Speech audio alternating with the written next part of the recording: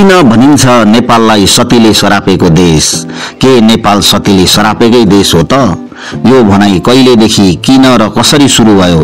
आखिर नेपाललाई यसरी शराप दिने ती सती को थिइन्? के सतीले दिएको शराप लाग्छ? आज हामी यी प्रश्नहरूको उत्तर खोज्ने प्रयास गर्नेछौँ। भिडियो अत्यन्तै रोचक, ज्ञानवर्धक र उपयोगी रहेकोले कृपया अन्तिमसम्म हेर्नुहोला। कति पनि ढिलो नगरी अब आउनुहोस् भिडियो सुरु गरौँ।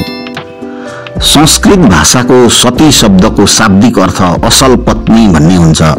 आफ्नो श्रीमानको मृत्युपछि मृतक श्रीमानको लाससँगै चितामा जिउँदै जलेर श्रीमतीले पनि मर्नुपर्ने कुप्रथालाई सती प्रथा भनिन्छ। प्राचीन हिन्दू समाजमा व्याप्त यही क्रूर र अमानवीय प्रथा अन्तर्गत जीवित जल्ने नारीलाई सती र त्यस्तो प्रथालाई सती प्रथा भनिन्थ्यो। श्रीमानको मृत्यु वा हत्या भइसकेको र श्रीमानको शवसँग चितामा जीवित जल्नु र जलाइनु पूर्व निज सतीले दिने श्रापलाई नै सती श्राप भनिन्छ। मानिसहरू बारम्बार भन्ने गर्छन् नेपाल सतीले सरापेको देश भएकोले यसको कहिल्यै उन्नति र प्रगति हुन सकेन। सधैँको किचलो र देशमा सदाबार रूपमा राजनीतिक अस्थिरता भइरहँदा यस्तो भन्नेहरूको तर्कमा सही थाप्ने मानिसको संख्या समेत बढिरहेको छ।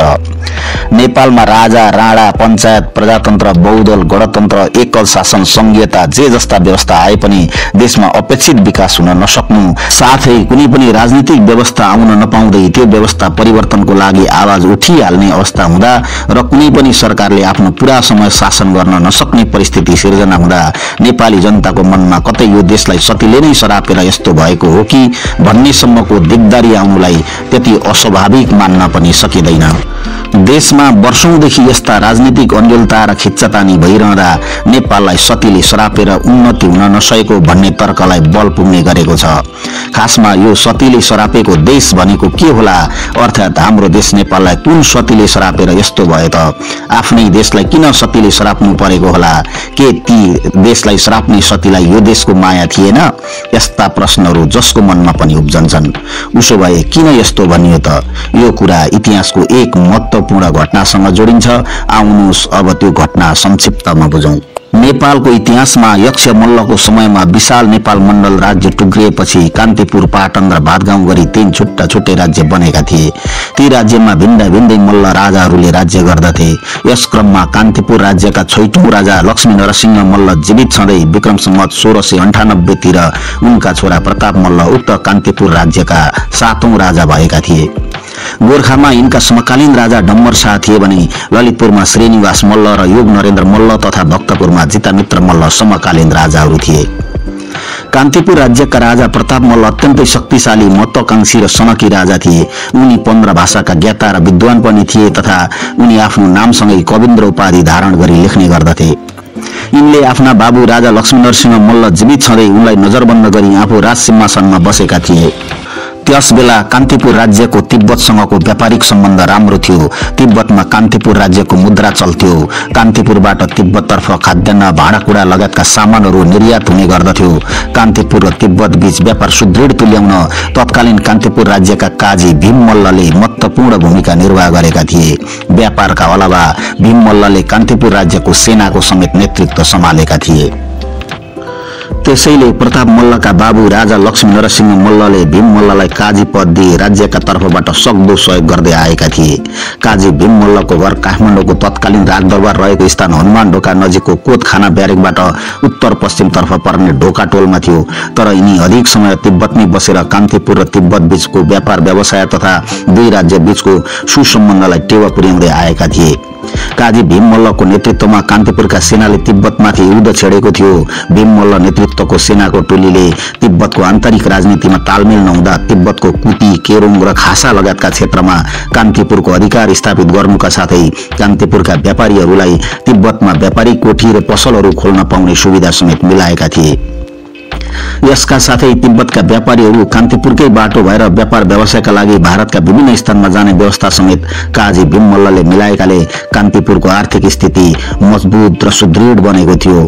काजी भीम मल्लको नेतृत्वमा कान्तिपुरका सेनाले भक्तपुरका केही भूभाग समेत कान्तिपुरमा मिलाएको थियो भने खलढुङ्गासम्म पुगी उनले योगदान गरेका थिए। कान्तिपुरको अवस्था मजबुत बनाउन महत्त्वपूर्ण योगदान गर्दै आएका काजी भीम मल्लको राज्यभित्र धाक प्रभाव बढ्नु स्वाभाविक थियो। यसबाट कान्तिपुर दरबारभित्रका उनका विरोधीहरू भित्रभित्रै रुष्ट थिए। लक्ष्मी नरसिंह मल्ललाई नजरबन्द गरी प्रताप मल्ल राजा भएपछि विरोधीहरूले नयाँ राजा प्रताप मल्ललाई भीम मल्ल विरुद्ध कुरा लगाउन थाले। खास गरी राजाको नजिकका नरदेव र मया सिंह नामक व्यक्ति मार्फत भक्तपुर घर भएका महादेव ओझा नामक अवसरवादी व्यक्तिले प्रताप मल्लको नजिक भएर भीम मल्ललाई कान्तिपुरको हर्ताकर्ताबाट निकाल्न चाहन्थे। भनिन्छ यिनले नरदेव र मया सिंहलाई प्रयोग गरी राजा प्रताप मल्लका कानमा काजी भीम मल्लको विरुद्धमा विभिन्न आरोपहरू प्रस्तुत गर्न लगाउने र नक्कली साक्षी उपस्थित गराउने समेत गर्दथे। त्यसबेला काजी भीम मल्ल विरुद्ध विशेष गरी उनका विरोधीहरूले तिब्बतसँग कान्तिपुरले जितेका भूभागहरू र पूर्वका केही इलाका कान्तिपुरबाट अलग्याएर ती भूभागको स्वतन्त्र राजा आफै बन्न लागेको झुटा आरोप लगाएका थिए। राजा प्रताप मल्लले काजी भीम मल्ल विरुद्धका आरोपहरूको सत्य तथ्य गहिरोसँग बुझ्न सकेनन्। उनले तिब्बतमा अर्को प्रशासक पठाएर भीम मल्ललाई कान्तिपुर फिर्ता बोलाए। राजाको बोलावट अनुसार यिनी हनुमान ढोका राजदरबारमा हाजिर हुन आए। राजदरबारमा राजालाई दर्शन भेट गर्नु अघि हनुमान ढोका दरबार नजिकको मल्ल राजाहरूकी इष्टदेवी तलेजु भवानीको दर्शन गरी राजदरबारभित्र प्रवेश गर्न लाग्दा राजा प्रताप मल्लको आदेश पालक सैनिकद्वारा मूल गेटमै यिनलाई काटियो।